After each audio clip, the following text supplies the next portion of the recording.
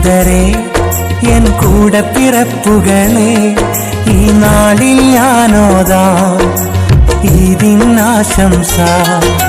വീട്ടുകാർക്കും ഈദ് മുബാറക്, കൂട്ടുകാർക്കും ഈദ് മുബാറക്, സഹോദരങ്ങൾക്കും ഈദ് മുബാറക്.